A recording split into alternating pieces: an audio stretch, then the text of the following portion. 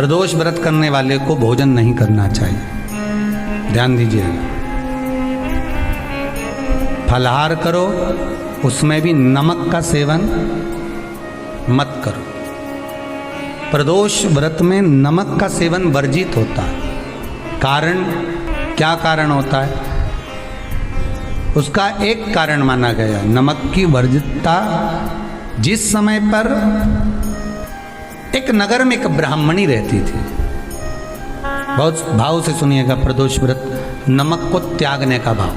प्रदोष व्रत की किताब में भी मिल जाएगा आपको, आप पढ़ेंगे तो सुना होगा आपने। एक ब्राह्मणी रहती थी एक नगर में, उसका पति नहीं था,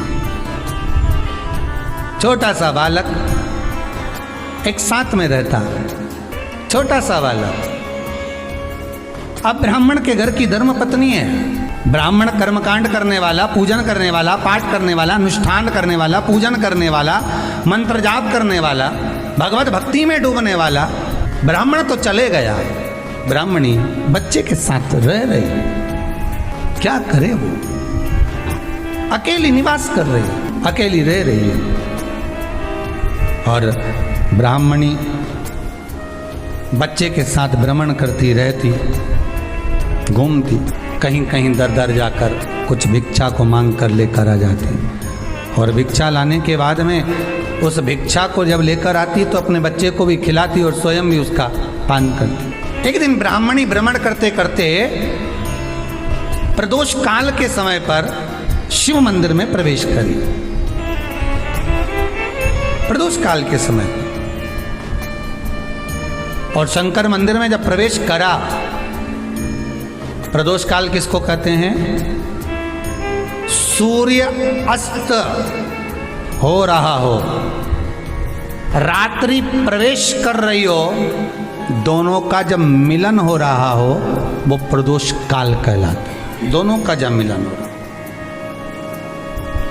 सूर्यास्त हो रहा हो, रात्रि अपना चरण बढ़ाने के लिए आगे बढ़ रही हो, और दोनों का जब मिलन हो रहा है वो प्रदोष काल है, वो प्रदोष का समय है। ब्राह्मणी मंदिर में प्रवेश कर रही है। जब ब्राह्मणी मंदिर में प्रवेश करी, मंदिर के अंदर पहुंची, प्रदोष काल का समय था, प्रदोष का समय चल रहा था। और प्रदोष काल के उस समय में, प्रदोष काल के उस समय में जब ब्राह्मणी ने देखा कि कोई भगवान की भक्ति में लगा हुआ है, भगवान के रस तत्व में डूबा हुआ है, आज ब्राह्मणी के पास में कुछ पदार्थ नहीं है, अपने बच्चे का पेट भरने के लिए कोई सामग्री नहीं है, और कुछ आस लेके वो प्रवेश करिए, कुछ आस लेकर वो अंदर प्रवेश कर जाती है। कोई ऋषि की पत्नी, कोई ब्राह्मण जन की अर्धांगिनी उस प्रदोष के समय पर शंकर का अभिषेक पूजन कर रही थी, भगवान शिव की आराधना कर रही थी, भगवान की भक्ति में डूबी हुई थी। जब भगवान शिव की आराधना में डूबी हुई है, आराधना कर रही है,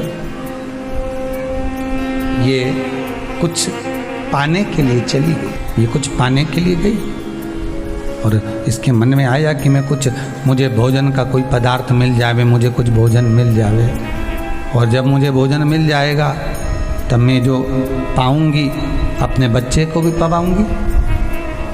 पर जिस मंदिर में वो प्रवेश करी थी, जहाँ पर नारी पूजन कर रही थी शंकर की प्रदोष काल में, वहाँ पर पड़ी हुई कुछ वस्तु को इस ब्राह्मणी ने मांग लिया। मेरे बालक को बहुत भूख लगी है, मेरा बच्चा बड़ा भूखा है, इसके भोजन के लिए थोड़ी सी सामग्री दे दीजिए, इसके भोजन के लिए थोड़ा सा कुछ रस तत्व दे दीजिए। उसने उठाया थोड़ा सा पदार्थ, कुछ जो उसके पास में था वो दिया। जब दिया तो देने के बाद जब उसे प्राप्त हुआ, और होने के बाद में जब वो मिल गया उसको, तो उसने उस समय पर उस पदार्थ को जैसे ही मुख में लिया, लेते ही कहा इसमें तो स्वाद नहीं है, इसमें स्वाद नहीं है। उस ब्राह्मणी ने बड़ा सुंदर एक संवाद कहा। घर का जो बड़ा होता है ना, घर का जो बड़े होता है, घर का बुजुर्ग जो होता है, घर का जो प्रथम स्थल प्राप्त करने वाला, मेन कुर्सी पर अच्छी जगह पर जो बैठने वाला होता है ना, ब्राह्मणी कहती है वो कभी किसी वस्तु में ऐब नहीं देखता, मिनक नहीं निकालता। समाज के अन्नकूट होते हैं, समाज के जब अन्नकूट होते हैं महाराज, समाज के जब अन्नकूट होते हैं, बड़े बड़ी समाजों में जब कार्तिक महीने में अन्नकूट महोत्सव होते हैं, बहुत सारा प्रसाद बनता है। जो बुजुर्ग होते हैं ना, बड़े समझदार लोग होते हैं ना, तो अन्नकूट की जब प्रसाद खाने बैठते हैं ना, उसमें नमक नहीं भी होता ना तो नहीं बोलते कि इसमें नमक नहीं है। पर जो हमने डोनेशन दिया है, जब तुम आए थे समाज वाले तो हमने 1000 का लिफाफा दिया, 500 का लिफाफा दिया, 2000 का लिफाफा दिया, और भोजन ऐसा बनवाया। एक व्यक्ति वो जो खाकर चुपचाप चले गया, और एक व्यक्ति वो जिसने प्रसाद पर उंगली उठाई। इन दोनों को अन्नकूट की तारीख पे इनका नाम लिख लो, और अगला अन्नकूट आए तब दोनों की दशा देखना। एक जो चुपचाप खाकर चले गया, भगवान के प्रसाद को प्रसाद मानकर, प्रभु का दर्शन मानकर लेकर चले गया, वो उन्नति की सीढ़ी पर चढ़ता चले गया, और जो मिनक निकालता रहा वो साल भर खटर पटर की जिंदगी जीता रहा। भगवान के प्रसाद में कभी भी ध्यान रखिएगा, भगवान के प्रसाद के अंतर्गत स्वाद की कोई मूलता नहीं होती। भगवान का प्रसाद स्वयं स्वाद है। भगवान के प्रसाद में नमक नहीं देखना, मिर्ची नहीं देखना, भगवान के प्रसाद में शक्कर नहीं देखना, भगवान के प्रसाद में कुछ ये नहीं देखना कि कितना माल डला, कितना घी, कितना बादाम, कितना काजू, कितना इलायची डला। हाँ, यहाँ तक शास्त्र कहता है कि भगवान का प्रसाद अगर बन रहा है तो उसकी सुगंध भी नहीं ली जाती है महाराज। यहाँ तक शास्त्र कहता है। जब तक भगवान उसको पानी ले तब तक उसका सुगंध भी नहीं ली जाती।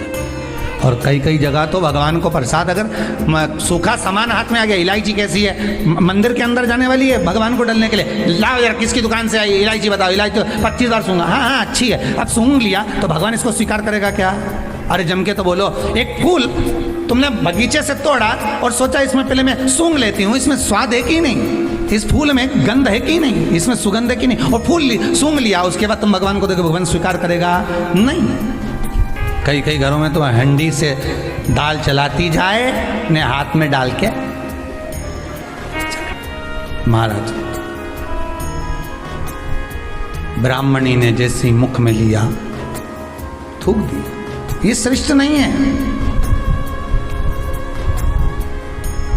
जो ऋषि की पत्नी अंदर पूजन कर रही थी प्रदोष काल में, उसने कह दिया, आपका चेहरा बता रहा है कि आप ब्राह्मण की धर्म पत्नी, पर आज आप दर दर जाकर अगर भिक्षा मांग रही हो, दर दर जाकर अगर भीख मांग रही हो, दर दर जाकर भिक्षा को मांग रही हो, तो इसमें आपके पति का दोष नहीं है, दोष आपका है। क्योंकि आप भगवान के प्रसाद में भी जो स्वाद देखी थी ना, ये आपका एक जन्म का नहीं है, ये ना जाने कितने जन्म का है। ब्राह्मणी के मस्तिष्क में बैठ गया, ब्राह्मणी के उस का ना वो बक्कल में नहीं अक्कल में बैठ गया कि ये स्वाद नहीं देखना। इसलिए प्रदोष व्रत के अंतर्गत ब्राह्मणी ने उस दिन से विचार कर लिया कि जैसे आप पूजन कर रही हो, जैसे आप अर्चना कर रही हो, जैसे आप आराधना कर रही हो, ऐसी आराधना, ऐसी पूजन, ऐसी भक्ति मैं भी करूँगी, ऐसी आराधना मैं भी करूँगी। अब मैं स्वाद नहीं देखूंगी। तो प्रदोष व्रत करने वाले को ध्यान रखना चाहिए कि नमक का सेवन ना करे, भोजन ना करे, फलाहार करिए, फल का आहार करिए, प्रयास करिए। और यदि आपने व्रत का ले लिया भोजन का कि हम तो एक टाइम फलाहार करेंगे, एक टाइम भोजन करेंगे, ऐसा भी कई लोग प्रदोष ले लेते हैं, तो वो बात आपकी है, आप तक रखो, ठीक है, अपने मन तक। ठीक है, बाबा आपकी मनोकामना पूर्ण करे, वो भी आओ। अरे भगवान को धन्यवाद दो कभी कभी कि तूने अच्छे घर में पैदा किया, अच्छा परिवार दिया, अच्छा पति दिया, अच्छी पत्नी दी, अच्छे बच्चे दिए, अच्छा कुटुंब दिया, घर दिया, दुकान दी, जमीन जायदाद दी, शरीर अच्छा दिया, हाथ पैर आँख नाक मुंह सब बढ़िया दिया, एक के भी निपटा के नहीं भेजा तूने। मान लो एक आध निपटा के भेज देता तो क्या झगड़ा करने ऊपर जाते? एक ही कान देता और एक गायब कर देता तो यहाँ से चिपका देता, क्या कर लेते? हाथ एक देता और एक गायब कर देता। तो क्या झगड़ा करने जाते ऊपर कि मुझे ऐसा शरीर दिया? नहीं, भगवान को धन्यवाद देना कि मुझे अच्छे घर में पैदा करा, कटोरा लेके वहाँ चौराहे पे नहीं बिठाया। तूने अच्छा घर दिया, 2 समय की रोटी दे रहा है, खूब जोरदार शरीर दिया, भजन करने का मुहूर्त दिया, और बचा कुचा था तो ये सियोर वाला महाराज दे दिया, कथा सुनाने वाला। शाम के समय पर प्रदोष काल में बेलपत्री के पेड़ के नीचे, चाहे शंकर के मंदिर के दरवाजे पर या शिव मंदिर में, अगर आप प्रदोष के दिन दिया लगाते हो, सोमवार के दिन दिया लगाते हो, तो ऐसा कोई व्यक्ति नहीं जिसको मेरे देव अधिदेव महादेव मेरा विश्वनाथ भंडार नहीं भरता हो। खाली नहीं छोड़ेगा, दे देगा, भंडार भर देगा, कमी तो नहीं रख सकता, ये पक्का। पर तुम करना ही नहीं चाह। 2-4 सोमवार करो और उसके बाद के तो महाराज जी हमने तो करा था, हमको तो मिला ही नहीं। 2-1 प्रदोष करा तुमने, अरे 1 साल करो, सारे दर भी तो अपन ठोकर खा कर आए, इतना साल निकाला अपन ने, और 6 महीना 3 महीना 4 महीना भगवान से निवेदन तो करो, दिल से कहो तो सरी, नी भंडार भरे तो बात दूसरी। एक बार बोलो तो, पर जगत के लोगों के सामने जाकर मत कहना, कहना तो देव अधिदेव महादेव से कहना। प्रदोष व्रत करने वाले को प्रदोष के दिन प्रयास करना चाहिए कि रात्रि के समय पर आधा घंटा, 10 मिनट, 20 मिनट जागरण करे। जागरण मतलब थोड़ा भगवान का भजन कर ले।